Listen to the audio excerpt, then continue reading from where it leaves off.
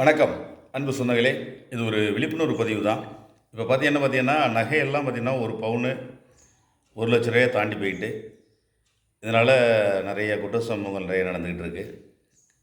நேற்று கூட பார்த்தீங்கன்னா நம்ம நியூஸ்லலாம் பார்த்தோம். ஒரு மூதாட்டி கவரிங் செயின் தான் அணிஞ்சிருக்காங்க. அதை அதே பகுதியை சேர்ந்த ஒரு முதியவர் பவுனுன்னு நினச்சிட்டு அந்த மூதாட்டியை கொன்னுட்டு அந்த கவரி நகையை எடுத்து போயிருக்காரு. இப்போ போலீஸ் அரெஸ்ட் பண்ணிட்டு அவரை. இதனால் என்னன்னா பார்த்தீங்கன்னா, இப்போ நிறைய பேர் இப்போ 99% எல்லா இருக்க கொஞ்சம் கொஞ்சம் நகையெல்லாம் அடகு கடையில் தான் இருக்குது. பேங்க்லேயும் தனியார் அடகு கடையில் தான் இருக்குது. நிறைய பேர் இப்போ சூழ்நிலைக்கு அதை வச்சு தான் அடகு வச்சு தான் இது ஓட்டுற மாதிரி இருக்குது. என்ன பண்ணுறாங்கன்னா, சரி நகை தான் இல்லை. இப்போ கவரிங்கில் பார்த்தீங்கன்னாக்க அச்சு அசல் பவுனெல்லாம் தோற்று போயிடும். அந்த அளவுக்கு மாடலாக செயின் நிறையா வருது.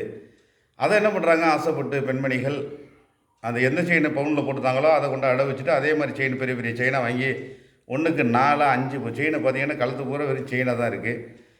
அது மற்ற ஒரு பார்வையில் பார்த்தீங்கன்னா ஒரு இந்த முதியவர் இந்த மூதாட்டி கவரிங்காக கொண்ட மாதிரி அந்த மற்றவங்களுக்கு இந்த இப்போ உள்ள பொருளாதார சிக்கல்லையும் 1,00,000 மேலே பவுன் விற்கிது.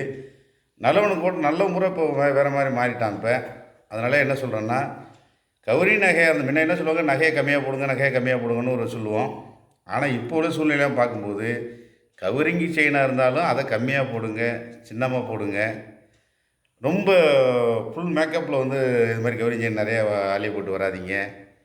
மூஞ்சில் நல்லா தேங்காய் எண்ணெய் தடவிங்க. உங்களை பார்த்தாலே கிட்ட வர்றதுக்கு பயப்படுற மாதிரி ஒரு சூழ்நிலை மூஞ்சி வச்சுங்க. ஏன்னா இப்போ நகையை கம்மியாக போடுங்கன்னு சொல்கிறத தவிர கவரிங் செயினையே சின்னமாக போடுங்க. எல்லாத்துக்கும் நமக்கு பாதுகாப்புன்னு இந்த நேரத்தில் தெரிஞ்சுக்கிறேன். ஏன்னா இப்போ சூழ்நிலை அப்படி இருக்குது. இந்த சம்பவத்தை பார்த்த பிறகு இந்த வீடியோ போடணுன்னு எனக்கு தோணுச்சு. நன்றி, வணக்கம்.